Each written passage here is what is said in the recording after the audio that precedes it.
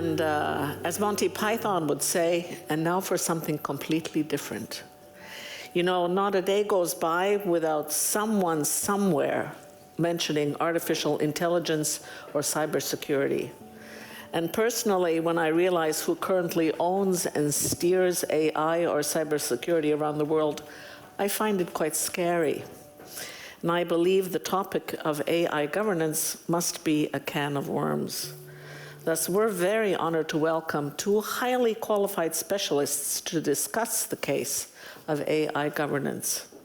From Latvia, Ieva Ilves currently serves as a cybersecurity and digital policy advisor to Ukraine, while Esti Peshin is a global cybersecurity, AI, and aviation executive in Israel. Now, as the airspace over the Middle East is currently closed, please welcome Esti on Zoom and Ieva here on stage for their discussion around AI governance. Ieva. Thank you.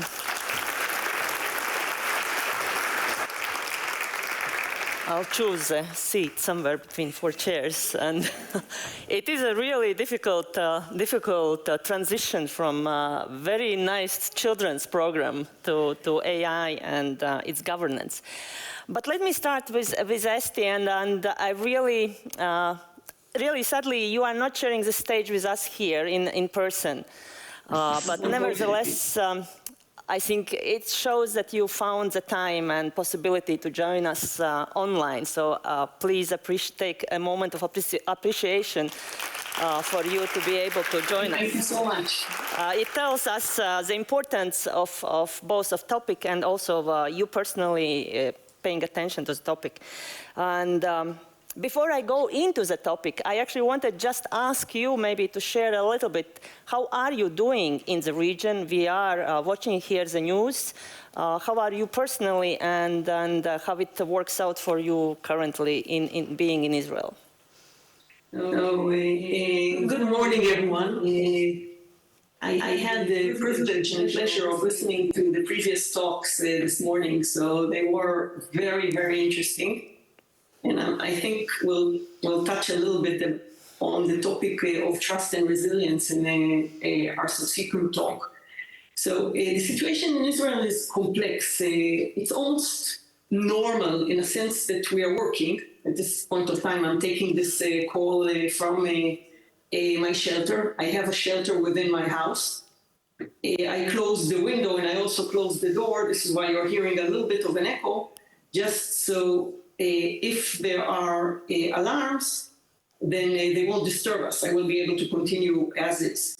So basically, we are trying to conduct our lives as normal as possible. The education system is closed, so the kids are at home, but we are working remotely. And we are hoping that this situation will reach a positive culmination as soon as possible, and that peace will prevail. This is the bottom line. So I do apologize that I can't be with you personally, but I am with you with my heart, and I'm looking forward to this engaging discussion with Ieva. Yes, thanks. And I share quite similar experience. I've been working for 2 years in Ukraine in person, and I know very well how can life as usual can continue and has to continue in a way, under missiles and drone attacks. So I wish you to be safe, first of all, you personally and your loved ones, and of course for situation to settle peacefully. But let's try to dive into AI. And I actually have to also say that AI is nowadays obviously a big part of the conflict, right? We see that being deployed in technology innovations. We're seeing that used in military operations, both in Ukraine and obviously here also now. But let's maybe bring it back closer to the audience here and unwrap the topic. So the governance of AI. When we think of governing AI, what comes to your mind? Because I've seen a very different audiences whenever I go to the business meetings. To people who build startups, who want to scale fast, who invent ideas.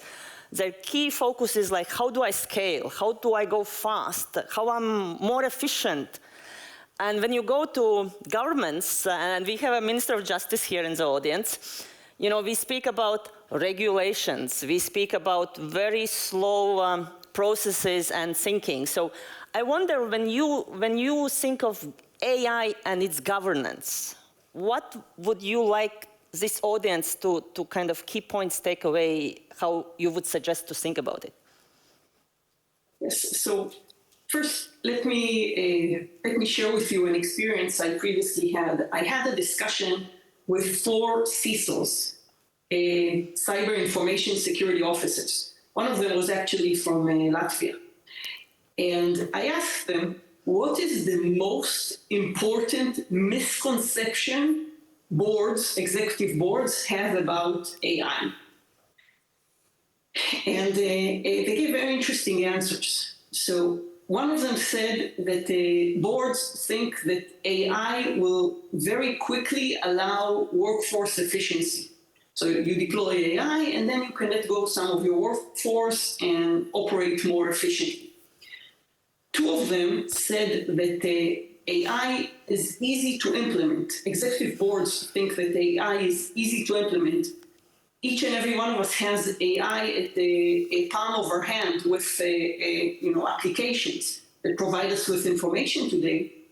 But when we are deploying AI within a company, within an enterprise, it is not an easy process.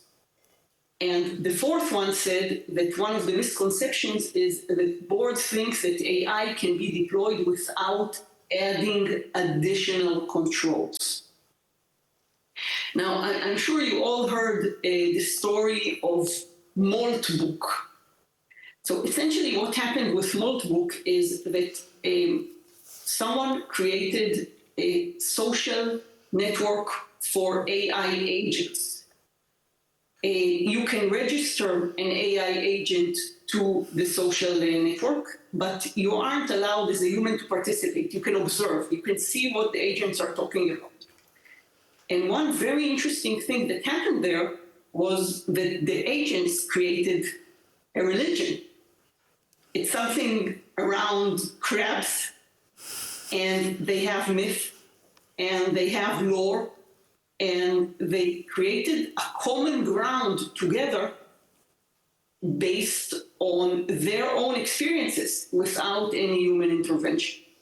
I'm giving this example here because it's important to understand that the difference between AI and previous automated systems, like machine learning systems, like heuristic-based systems, is that AI learns. So if you are implementing AI within your organization, you need to consider 3 elements. First, outcome metrics. How do you ensure that AI provides you with accurate results? How do you conduct bias checks when relevant? How do you ensure that AI provided you with the right information, or what are the incident rates that you are looking at?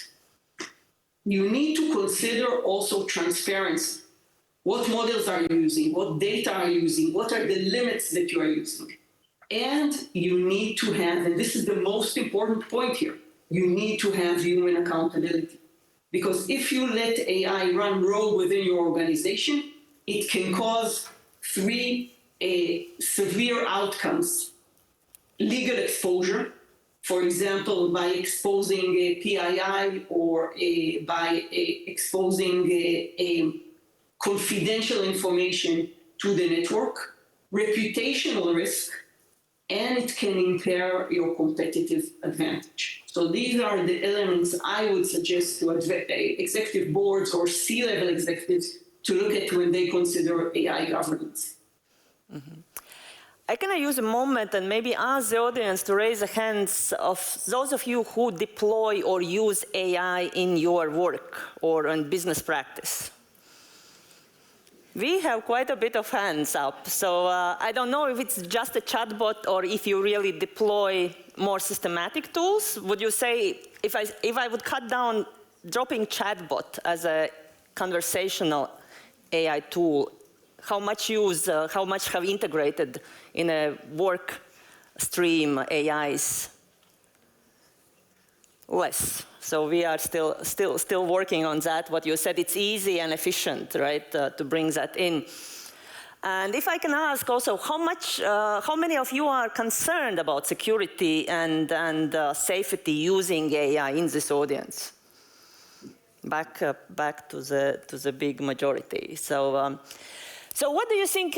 How do we, given that this is also a forum for women leadership and security and safety, what would you see the role and possibility for women being, leaders or being just an employees in businesses to advance or to deal with that concern, which we clearly here in the audience see a majority? So first, I think that chatbots should be a concern as well. Chatbots should be a concern because when your employees are communicating with their chatbots or their LLMs, then they may be disclosing information regarding the business, regarding PII, personal information. They may be using abusive language, so they may be maybe not adhering to certain regulations or to certain policies that you want them to adhere to. So governance should treat also chatbots. Now, speaking a little bit about the roles of women here. So we are seeing a paradigm shift in technology. And this I see also as an opportunity. I see it as an opportunity for women to take a center stage and to lead this area of AI. Just to share with you a little bit statistics, previously there were some statistics shared about the Baltics, but in Israel, there are approximately 9,000 tech companies, active tech companies in Israel.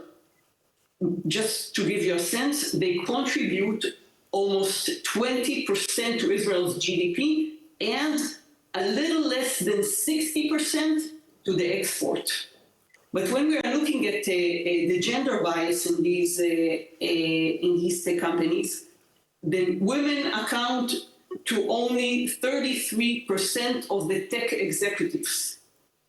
Only 27% of R&D roles. By the way, this is higher than the number in Europe, but it's still quite low in my perspective. Only 20% of the executive roles and only 10% of the CEOs. But since there is a paradigm change going on, and since the world is looking for, I'm going to say, technological leadership in AI, women can actually take center stage by learning, by advancing their AI capabilities. Now, how should women pursue this challenge? First and foremost, within their organizations, they should look at 3 processes. They should try to be involved in 3 processes in order to gain a handle, in order to gain leadership on AI. First, procurement. Ask your vendors how they manage AI risk. You will learn a lot from the answer, and you will show a lot of value within your organization when they do answer and when you can help the governance of AI within your organization.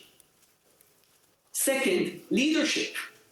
Even if you are a small company, assign an AI owner, someone who will be in charge of advancing AI within the organization. Again, you will learn a lot from the experience. You will show a lot of leadership in the experience. And finally, and I think this is the most important point here, it relates to community. Join standard groups, join industry groups, participate in conferences like Novatore, where AI is discussed, join advisory councils, because these are the places where the best practices get written even before the hard law arrives. So create this leadership in order to eventually take center stage in AI-related companies. I think very practical. I would agree that AI is a great opportunity for women to step in. And I think Israel has been quite a leadership in tech knowing how small is a country and how big impact it has shown with technologies. And your statistics, like you said, they look better than average in Europe, but still far from equality, right? I looked briefly also through the US and Europe statistics, and when you drill those numbers down to security topics, digital security, cybersecurity, that number becomes even smaller, between 7–5%. So there is quite a lot of room to grow, and me, who also works in security domain for more than a couple of decades, I think AI is not only an enabler for you or for women be in AI field, but also in a security field, because it moves away from very deep engineering tech knowledge to very social, humanity, community, empathy, bringing together and understanding the impact and risks is nowadays much more soft skills than just knowing hard skills. We tend to think that security is very complicated, deep down, and like male-dominated field. And I think with AI and technologies, this is an opportunity for women to step in also in this field. And as I can see in the audience, we are all concerned. So there is clearly this dual situation. We want to embrace AI, we want to move fast, but we are also worried about how to do it safely. And we learned from social media eras that move fast and break things is not really a right approach. Yet somehow it feels that the world still moves around that approach that you move fast, you invent, then you apologize, and then you try to fix. So I know I can see from my screen that we came to an end. So Esti, if I can ask you maybe a few last takeaways for ladies here to inspire, both from your region and regional experience, but using technology and embracing AI. Yes, so one short takeaway, and I think Ieva, this will resonate well with you as well, since you two are cyber expert. In cyber, we learned the hard way. We learned the hard way that controls and drills matter more than policies, and policies that are beautifully written. Now, AI is directly intersecting with the cyber risk.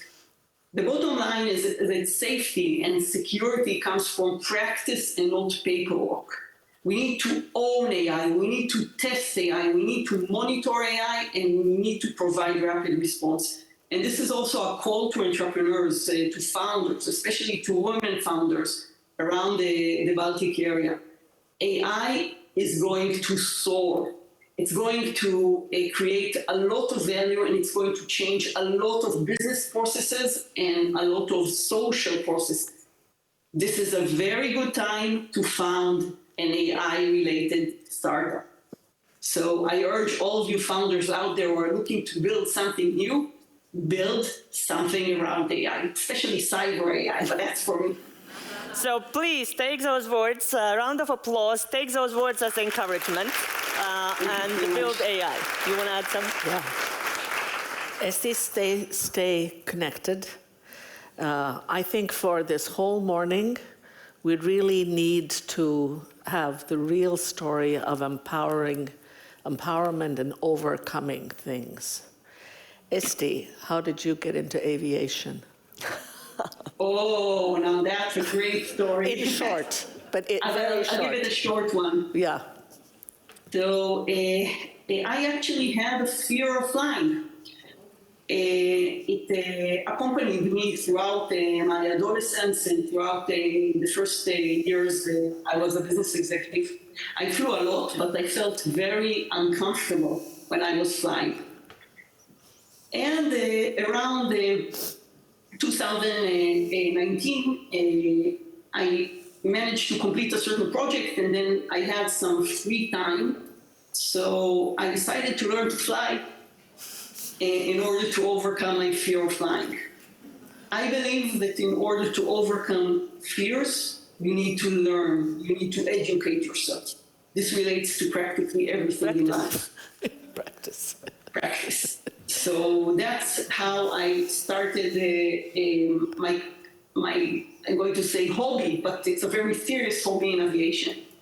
I pursued this very diligently, and today I'm a flight instructor on top of my business practices. So thank you very much, Esti. Shalom, and thank you very much, Shalom. Thank you Ieva. so much. It was a pleasure. What a great conference. Thank you very much.